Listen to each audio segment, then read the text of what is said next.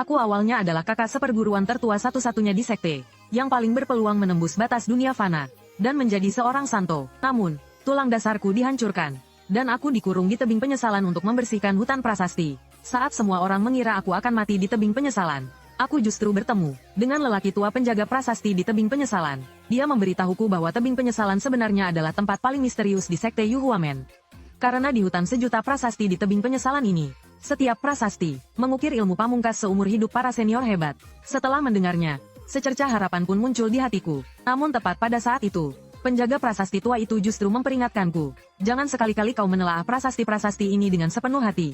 Untuk memahami ilmu dalam prasasti, dibutuhkan bakat pemahaman yang luar biasa. Kalau gagal memahaminya, spiritualitasmu akan tersedot habis, dan kau akan menjadi mayat hidup tanpa jiwa. Setelah mendengarnya, aku mengangguk. Tapi entah kenapa, aku selalu merasa, seolah-olah prasasti-prasasti batu ini hidup kembali. Tak lama kemudian, lelaki tua itu membawaku ke sebuah rumah bambu.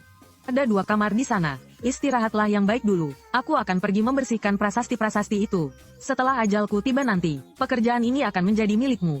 Setelah berkata begitu, dia pun menghilang. Tapi aku sama sekali tidak berminat untuk beristirahat. Bagaimanapun, sehari sebelumnya aku masih merupakan jenius kebanggaan sekte. Hal yang terukir di atasnya benar-benar berbeda dari prasasti lainnya. Ternyata tidak ada satu huruf pun. Sebagai gantinya, ada sungai besar yang bergelora, seolah menerobos keluar dari prasasti itu. Tanpa kusadari, aku pun tenggelam sangat dalam ke dalamnya. Dan tepat pada saat itu, sungai besar itu tiba-tiba berubah menjadi seberkas ki pedang yang turun dari langit. Pantulannya terlihat di pupil mataku. Aku menjerit ketakutan. Butuh waktu lama sebelum aku sadar kembali. Saat itu, aku merasakan ada sedikit perubahan di lautan kesadaranku. Rahasia bagaimana sungai besar itu berubah menjadi ki pedang. Semuanya muncul di lautan kesadaranku. Aku pun mencapai pencerahan tentang ki pedang sungai besar. Hatiku sangat gembira. Apakah ini berarti aku bisa berkultivasi lagi? Memikirkan itu membuatku sangat bersemangat. Aku segera duduk bersila untuk bermeditasi. Aku mencoba mengerahkan ki pedang sungai besar. Namun pada detik berikutnya, dari dalam tubuhku terdengar suara tulang dasar yang retak. Rasa sakitnya sampai membuat keringat dingin bercucuran. Sepertinya meski telah tercerahkan akan ki pedang sungai besar, aku tetap tidak bisa berkultivasi. Hatiku tak kuasa menenggelam semakin dalam. Tetapi setelah kupikir lagi, karena spiritualitasku tidak tersedot, dan aku juga masih bisa memahami rahasia prasasti-prasasti itu, maka di antara sejuta prasasti ini, pasti ada metode rahasia untuk memulihkan tulang dasarku. Memikirkan hal itu, suasana hatiku pun langsung membaik. Keesokan paginya, aku bangun lebih awal. Penjaga prasasti tua itu menyerahkan kepadaku sehelai daun teratai. Ini adalah embun pagi yang mengandung kekuatan spiritual. Ini akan membantu luka-lukamu. Setelah mengucapkan terima kasih, aku langsung meminumnya sampai habis. Aku hanya merasa tubuhku yang sudah cacat itu menjadi jauh lebih nyaman. Setelah itu, lelaki tua itu membawaku menuju hutan prasasti. Dia menyuruhku belajar membersihkan debu dari prasasti-prasasti itu. Untuk sementara, cukup di bagian pinggir saja. Semakin masuk ke dalam, semakin tua usianya. Beberapa prasasti itu bahkan sudah mengalami mutasi. Mereka akan menarikmu untuk melihatnya, lalu melahap seluruh spiritualitasmu. Aku mengangguk dan mengingatnya baik-baik. Namun dalam hati aku berpikir, aku sudah memperoleh tingkat pemahaman penuh. Prasasti-prasasti ini sepertinya tak akan mampu menyedot spiritualitasku. Pagi harinya aku belajar cara penanganannya bersama penjaga prasasti tua itu. Siangnya, aku mulai bergerak sendiri. Namun hanya dalam satu siang yang singkat itu, aku telah memahami 3 ilmu pamungkas. Namun semuanya adalah teknik pedang, yang tidak banyak berguna bagiku saat ini. Waktu pun berlalu dengan cepat selama 3 bulan. Pada hari itu, di aula rapat sekte Yuhuamen, pemimpin sekte berdiri dengan kedua tangan di belakang punggung sambil memandang lautan awan dan pegunungan hijau yang bergulung. Bagaimana perilakunya setelah masuk ke tebing penyesalan? Melapor kepada pemimpin sekte. Setelah Li Qingshan masuk ke tebing penyesalan, setiap hari dia hanya mengelap prasasti, menikmati bunga dan minum teh. Setelah mendengarnya, pemimpin sekte sedikit terkejut. Dari kakak seperguruan tertua yang begitu tinggi kedudukannya, serta pangeran dari dinasti Dayan, jatuh hingga ke keadaan seperti ini. Ternyata dia masih bisa setenang itu. Tetua penegak hukum mengangguk lalu mengusulkan, bagaimana kalau aku pergi mengujinya?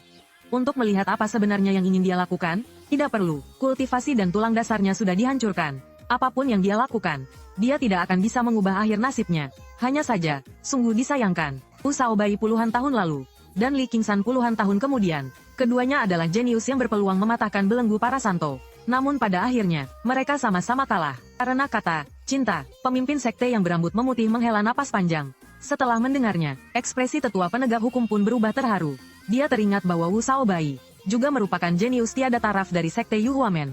Dulu dia bersikeras menikahi putri kaum iblis. Dan dengan satu orang satu pedang, dia melawan seluruh sekte jalan lurus. Namun pada akhirnya, dia tetap kalah di tangan sekte Tiadao. agar tidak menyeretku ke dalam masalah.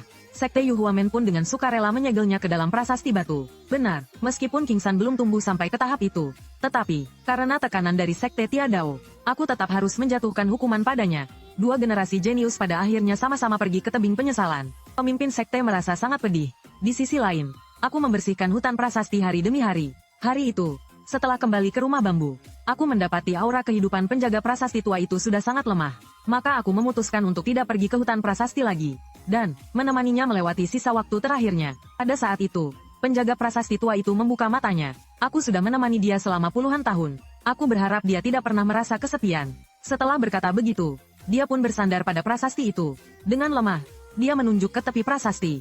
Kuburkan aku di sini. Lalu dengan secercah senyum, napasnya pun lenyap. Hatiku terasa agak muram. Aku melirik prasasti yang terawat sangat baik itu. Di atasnya terukir sekuntum bunga yang indah. Saat itu, beberapa tetes air meluncur turun dari kelopaknya. Seolah bunga itu sedang menangis. Tanpa sadar aku menatap bunga di prasasti itu, dan perlahan tenggelam ke dalamnya. Pada saat itu, dalam benakku mulai terjadi evolusi secara otomatis. Aku melihat musim semi kembali menyelimuti bumi. Segala sesuatu hidup kembali, dan 100 bunga bermekaran. Pemandangan itu membuat hatiku sangat gembira. Ini adalah metode panjang umur versi lengkap milik Sekte Yu Huamen yang telah lama hilang. Metode ini bisa membentuk ulang tulang dasar. Menurut pemimpin Sekte, metode ini sudah hilang sejak malapetaka besar Sekte 3000 tahun yang lalu. Setelah itu, aku menguburkan penjaga prasasti tua itu bersama wanita tersebut.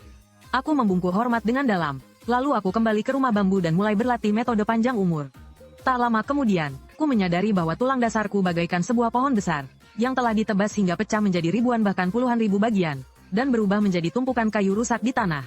Lalu aku mulai mengaktifkan metode panjang umur. Aura hangat dan lembut mulai mengalir ke dalam tulang dasar yang hancur itu. Kemudian terjadilah pemandangan yang menakjubkan. Setiap serpihan tulang dasar yang telah hancur, ternyata semuanya mulai melahirkan kehidupan. Pada saat itu, tiba-tiba sebuah gagasan melintas di benakku. Jika setiap serpihan tulang dasar yang retak bisa tumbuh, bukankah itu berarti aku bisa membentuk kembali sebuah hutan tulang dasar? Tulang dasar orang lain hanyalah satu pohon besar, sedangkan aku bisa memiliki ribuan hektar hutan. Semakin kupikirkan, semakin bersemangat aku jadinya. Aku segera mulai mengendalikan metode panjang umur, untuk memisahkan tulang dasar yang patah itu. Setiap serpihan tulang dasar menjadi sebuah benih, dan mulai memancarkan kehidupan. Kelak aku hanya perlu menunggu pepohonan itu berakar dan bertunas. Dalam sekejap, setengah tahun pun berlalu. Setiap hari, tulang dasar di dalam tubuhku disiram oleh metode panjang umur. Akhirnya, tunas-tunas baru pun mulai tumbuh. Aku juga akhirnya bisa berkultivasi lagi. Maka aku pun duduk bersila. Aku menarik energi spiritual dan menuangkannya ke dalam tubuhku. Dengan tulang dasar yang bagaikan hutan, kemampuanku menyerap energi spiritual menjadi berkali-kali lipat dibanding sebelumnya.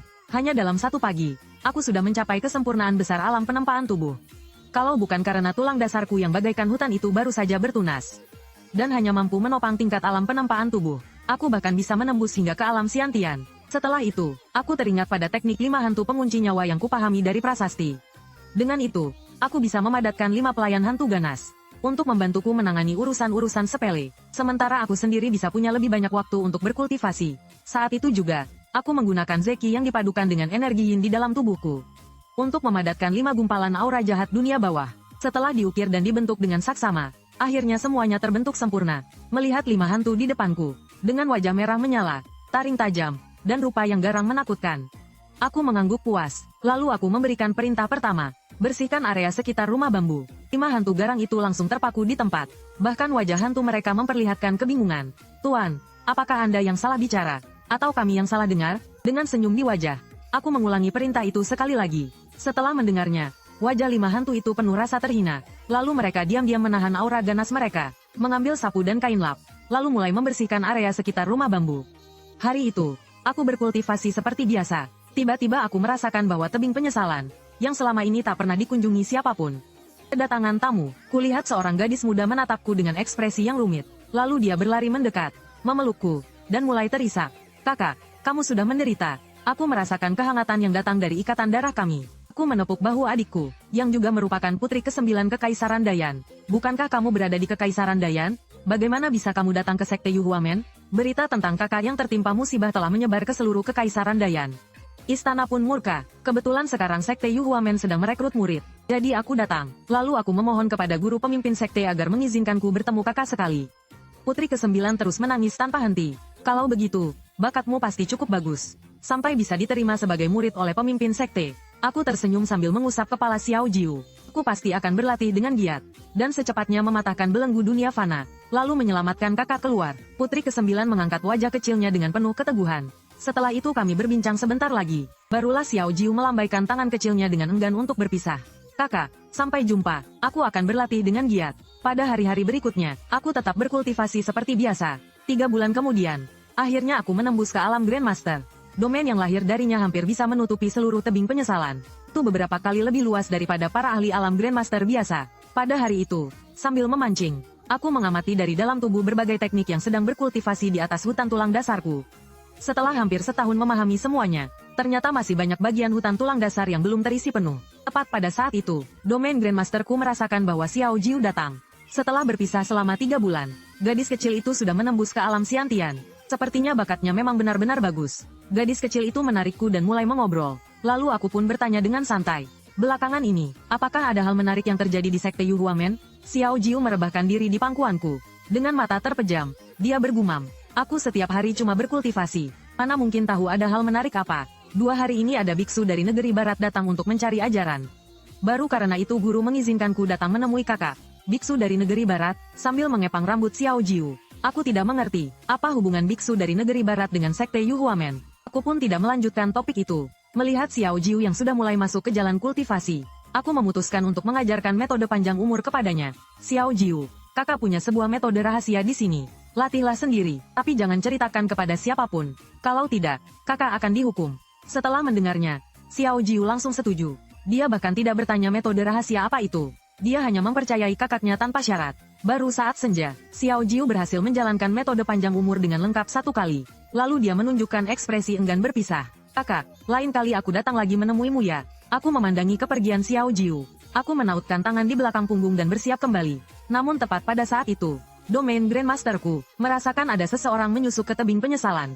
Dia langsung masuk jauh ke dalam hutan prasasti untuk mencari sesuatu. Aku mengernyit, lalu segera menyembunyikan wujudku dan mengikutinya. Setelah mendekat, aku baru sadar bahwa dia adalah biksu asing yang tadi disebut Xiao Jiu.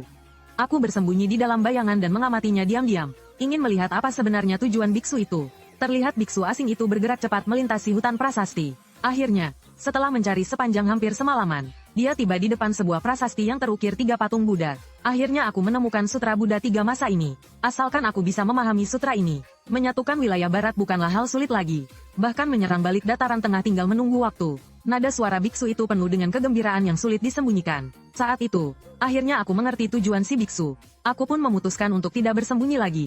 Jadi aku berdeham sekali. Biksu itu terkejut mendengarnya. Dia langsung berbalik kaget. Dan setelah melihat bahwa itu hanyalah sosok muda, dia segera tersenyum sinis. Jadi kau adalah murid utama sekte Yuhuamen sebelumnya.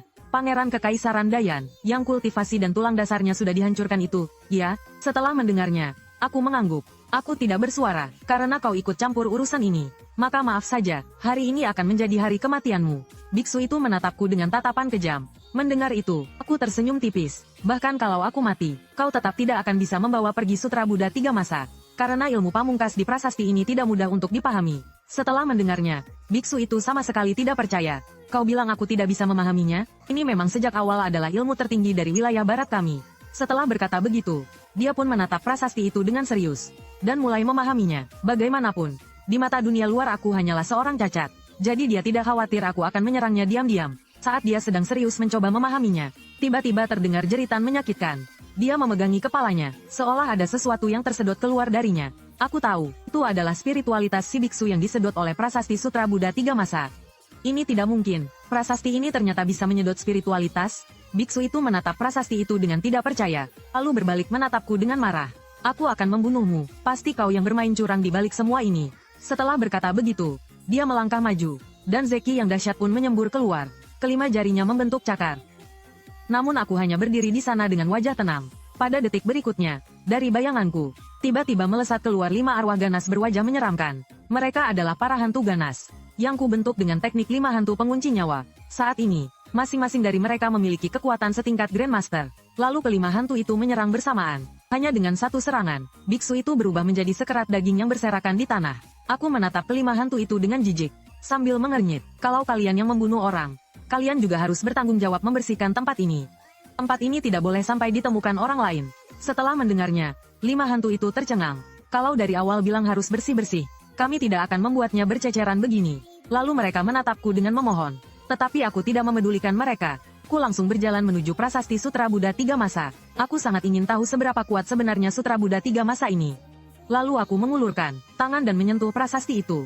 Dalam benakku, proses evolusi pun mulai berjalan dengan sendirinya. Barulah pada keesokan paginya, aku membuka mata dengan penuh keterkejutan. Sutra Buddha Tiga Masa ini bukanlah ilmu pamungkas, melainkan sebuah teknik kultivasi yang menjelaskan jalan agung Buddhisme. Di dalamnya terkandung Sutra Maitreya masa lampau, Sutra Tathagata masa kini, dan Sutra Wusheng masa depan, yang dapat membantu seseorang memahami jalan agung tertinggi. Setelah itu aku kembali ke rumah bambu, dan mulai berkultivasi dalam pengasingan. Setelah berlatih Sutra Buddha Tiga Masa selama sebulan, aku memadatkan 3 tubuh Buddha. Aku mengangguk puas, baru kemudian menghentikan teknik itu. Dan baru saja aku keluar dari rumah bambu, aku melihat Xiao Jiu berlari ke arahku sambil melompat-lompat. Kakak, aku pun jadi sedikit penasaran. Baru sebulan berlalu, kenapa Xiao Jiu datang lagi? Kakak, aku sudah menembus alam Grandmaster. Mulai sekarang, setiap bulan aku bisa datang menemuimu.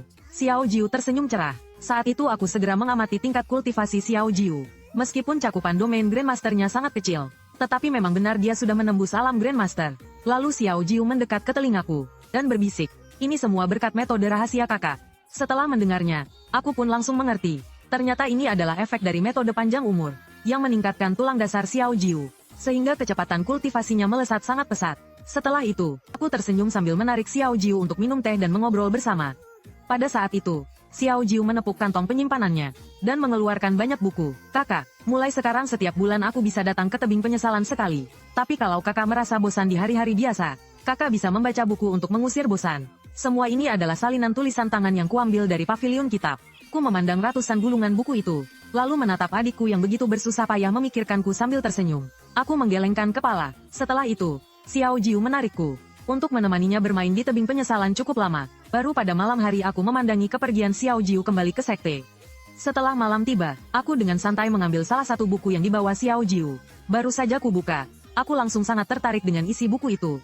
Buku ini menceritakan biografi seorang kultivator. Hidupnya hanya berlangsung singkat, tak lebih dari beberapa puluh tahun. Namun dia bertarung melawan langit dan bumi. Sungguh kehidupan yang luar biasa. Dia bertarung melawan sekte iblis, melawan ras iblis, dan melawan orang-orang liar dari utara yang tandus. Pertumpahan darah yang dia buat benar-benar mengguncang langit dan bumi. Dia adalah murid sekte Yuhuamen, dan juga jenius terakhir yang pernah dipuji. Mampu menembus batas besar dunia fana. Namun pada akhirnya, dia tetap memilih menyegel dirinya sendiri di tebing penyesalan. Untuk mengakhiri hidupnya di sana, jenius sekte Yuhuamen ini jatuh cinta, lalu menikahi seorang wanita iblis dari ras siluman. Sekte Tiadao memburunya selama 3 tahun, dan membuat sekte nomor 1 jalan lurus murka. Namun justru dibuat kacau balau olehnya, hingga nama baik mereka hancur berantakan. Pada akhirnya, setelah orang itu membunuh puluhan tetua sekte Tiadao, karena sektenya diancam oleh sekte Tiadao, dia pun memilih menyegel dirinya sendiri ke dalam prasasti batu. Setelah selesai membacanya, aku tak kuasa menahan helaan napas. Lagi-lagi seseorang yang dipaksa oleh sekte Tiadao. Saat ku balik ke halaman terakhir, aku sangat ingin melihat siapa orang ini sebenarnya. Namun saat melihat nama di lembar kayu itu, aku justru terkejut. Wu Shaobai, Ki Pedang Sungai Besar. Aku perlahan menoleh, menatap prasasti yang paling dekat dengan rumah bambu. Teknik pertama yang kupahami, ternyata juga adalah Ki Pedang Sungai Besar. Wu Shaobai adalah kakak seperguruan tertua sekte Yuhuamen 40 tahun yang lalu. Seorang jenius tak tertandingi. Sejak masuk ke dalam sekte, dia terus menembus rintangan dan melaju tanpa henti. Tak terkalahkan kemanapun dia pergi. Dia memecahkan serangkaian rekor. Hanya dalam waktu 30 tahun, dia sudah menjadi seorang dazun. Ikan melompat ke lautan, bunga mekar di seberang sana, yang mulia berada di puncak. Itulah yang disebut dazun. Makna kalimat ini adalah 4 alam besar setelah alam Grandmaster, yaitu alam Yuyu, Dian, Zunze, dan Dazun. Berkultivasi sampai ke alam Dazun berarti, seseorang sudah bisa mengintip jalan suci para santo yang telah menghilang. Wu Shaobai menjadi dazun pada usia 30 tahun, lalu mengembara ke seluruh dunia. Dalam 10 tahun, dia mencapai puncak alam dazun. Namun dia juga jatuh cinta pada seorang wanita dari ras iblis. Karena dia adalah seorang dazun. Saat dia ingin membawa wanita iblis itu ke sekte Yuhuamen untuk tinggal di sana, tentu tak seorang pun berani mengatakan apa-apa. Namun sekte Yuhuamen memang tidak berkata apa-apa. Tetapi sekte Tiadao punya pendapat lain. Sebagai sekte nomor 1 jalan lurus selama 3000 tahun, sekte Tiadao selalu berbicara seolah menjaga jalan lurus. Mereka menggabungkan beberapa sekte untuk membentuk aliansi jalan lurus, dan mereka menjadi pemimpinnya, lalu menekan kekuatan-kekuatan yang tidak sejalan dengan mereka di mana-mana. Kebangkitan Wu Shaobai terlalu cepat, terlalu kuat, dan sepanjang perjalanannya dia tak terkalahkan. Tanpa satupun kekalahan, tentu saja Sekte Tiadao khawatir dia akan menembus batas dunia fana, dan mencapai alam santo. Karena itu, pernikahannya dengan wanita ras iblis dijadikan alasan. Tepat saat itu Sekte Tiadao bekerja sama dengan sekte-sekte besar lainnya. Dan pada hari pernikahan, mereka memvonis Wu Shaobai telah melanggar tabu besar antara yang lurus dan yang sesat. Belasan dazun turun tangan menekan Sekte Yu Huamen, hingga Sekte Yu Huamen memilih melindungi diri mereka sendiri. Istri Wu Shaobai pun hanya bisa dibawa pergi oleh Sekte Tiadao. Setelah itu, Wu Shaobai mulai melakukan pembantaian besar-besaran, terobsesi hingga gila, dan berturut-turut membunuh lebih dari 10 dazun. Pertarungan itu mengguncang Sekte Tiadao. Beberapa monster tua pun turun tangan, dan mereka bergabung dengan lebih dari 10 sekte besar, untuk memusnahkan Wu Shaobai beserta Sekte Yu Huamen sekaligus. Namun hasil akhirnya adalah, Sekte Yu Huamen bersatu dengan beberapa sekte lain dan berjuang mati-matian dengan alasan yang kuat.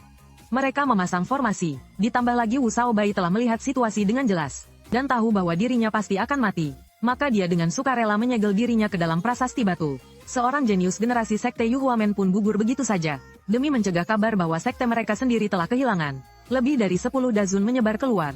Sekte Tiadao menutup rapat berita itu. Karena itu, orang biasa memang benar-benar tidak tahu, bahwa 40 tahun lalu pernah terjadi peristiwa seperti ini. Misalnya Li Qingshan sebelumnya hanya terus berfokus pada kultivasinya. Jadi dia tidak tahu soal kejadian ini. Baru setelah membaca buku ini dia mengetahuinya. Sekte Tiadao ini benar-benar biang kerok yang sangat menjengkelkan. Tubuh asliku dulu dirusak, kultivasi dan tulang dasarnya dihancurkan. Dan mereka juga memberi tekanan yang sangat besar.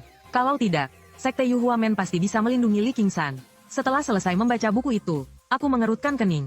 Aku ingat dengan sangat jelas. Saat itu setelah aku menghancurkan formasi besar itu, dan membiarkan selir surgawi dari Sekte Iblis melarikan diri, beberapa sekte besar lainnya langsung mempersulit keadaan, mengatakan bahwa Li Qingshan harus dihukum mati, dan dihukum berat tanpa ampun. Justru karena Sekte Yu Huamen melindungi Li Qingshan, dia tidak langsung dibunuh di tempat. Namun tekanan besar sesudahnya, juga membuat Sekte Yu Huamen tidak punya pilihan. Mereka hanya bisa menghancurkan tulang dasar dan kultivasi tubuh aslinya. Sekte Tiadao tidak akan mengizinkan. Sekte Yu Huamen melahirkan Wu Shaobai kedua, 40 tahun lalu. Pembantaian besar yang dilakukan Wu Shaobai, membuat Sekte Tiadao selama 40 tahun belum bisa mengisi kembali lebih dari 10 dazun mereka. Ingin melihat munculnya Li Qingshan yang lain. Setelah Li Qingshan membaca buku ini, dia sendiri pun tidak tahu harus berkata apa. Wu Shaobai dan istrinya dari ras iblis tidak melakukan kesalahan apapun. Mereka hanya ingin hidup tenang bersama, namun itu pun dihalangi orang. Li Qingshan mengambil sebotol arak yang dibawa Xiao Jiu, lalu berjalan ke depan prasasti itu. Prasasti yang sederhana dan polos itu, tak seorang pun akan menyangka bahwa orang yang tersegel di dalamnya, pernah melakukan hal-hal yang begitu mengguncang langit dan bumi. Senior, junior ini, juga telah menerima manfaat dari Ki Pedang Sungai Besar milik Anda. Sekarang izinkan aku menghormati Anda dengan secawan arak. Li Qingshan mengangkat cawan araknya, lalu memiringkannya dan menuangkannya ke bawah.